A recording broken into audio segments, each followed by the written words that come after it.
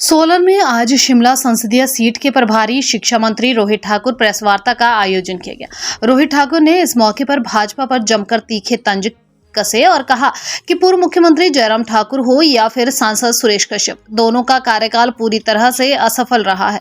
उन्होंने कहा कि इस बार जो चुनाव है वह मौका प्रस्त बागियों और कांग्रेस पार्टी के बीच है। कांग्रेस इन चुनावों में सिद्धांतों की लड़ाई लड़ने को तैयार है।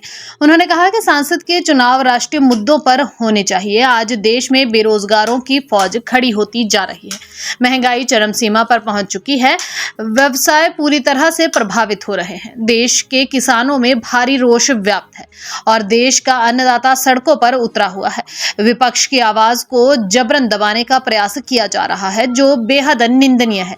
प्रभारी शिक्षा मंत्री रोहित ठाकुर ने कहा कि सांसद सुरेश कश्यप ने 900 में से 450 पंचायतों को पैसा तो दूर अपनी शक्ल तक नहीं दिखाई, जिसकी वजह से पंचायतों के क्षेत्रवासी उनसे खासे नाराज हैं। उन्होंने कहा कि सुरेश कश्यप केवल मोदी के गुणगान करने लगे हैं, लेकिन जब वह संसदीय क्षेत्र का दौरा कर रहे हैं तो उन्हें अपनी उपलब्धियों के बारे में लोगों को बताना चाहिए, परंतु वह क्षेत्र का विकास करवाने में पूरी तरह से असफल रहे हैं, इसलिए उपलब्धियों को गिनाना उनके बस की बात नहीं है।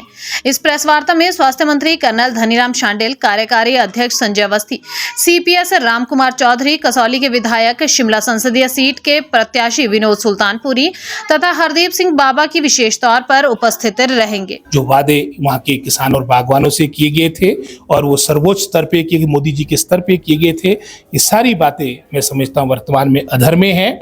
यहाँ तक कि जो सांसद निधि, जो हर सांसद का एक तरह का डिस्क्रिशनरी फंड है, लगभग हमारे पूरी पार्लियामेंट में 900 से अधिक आपकी पंचायतें हैं। आधी पंचायतें ऐसी जहां पर एक भी रुपया पूरे 5 वर्ष की अवधि में नहीं मिला।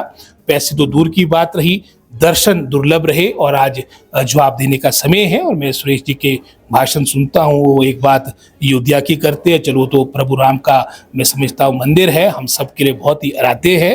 दूसरी बात वो मोदी जी की करते हैं, वो भी राष्ट्र के प्रधानमंत्री, बनारस से चुनाव लड़ रहे हैं, लेकिन हम उत्तर जो चाहते हैं वो शिमला संसदीय क्षेत्र से संबंधित चाहते हैं कि आपने 5 वर्षों में इस क्षेत्र के लिए क्या किया। जो वादे कांग्रेस पार्टी ने किए थे और हिमाचल प्रदेश की प्रभु जनता जनार्दन के आशीर्वाद से ही कांग्रेस पार्टी सत्ता में आई और उस परिदृश्य में आई जब एक तरह का जो भारतीय जनता पार्टी का नारा था, कांग्रेस मुक्त का उत्तरी भारत में एकमात्र आपका प्रदेश था और हर तरह का प्रयोग यहाँ पर भारतीय जनता पार्टी ने किया। लेकिन हिमाचल प्रदेश की प्रभु जनता जनार्दन ने जो एक कांग्रेस पार्टी को आशीर्वाद देने का क्रम 2021 यानी उपचुनाव से प्रारंभ किया था, 22 में भी अच्छे मैं समझता हूँ जनमत के साथ कांग्रेस पार्टी सत्ता में आई है। और जो हमने जनता जनार्दन से कमिटमेंट्स की थी, जैसे उदाहरण के तौर पे ओपीएस की बात हो, अपने प्रदेश की मूलभूत आवश्यकताओं को सुदृढ़ करने की बात हो, चाहे वो मैं समझता हूँ वेलफेयर मेजर, चाहे हमारी महिलाओं के लिए, हमारी बहनों के लिए, हमारी बेटियों के लिए जो मैं समझता हूँ 1500 की योजना, जो अपने आप में एक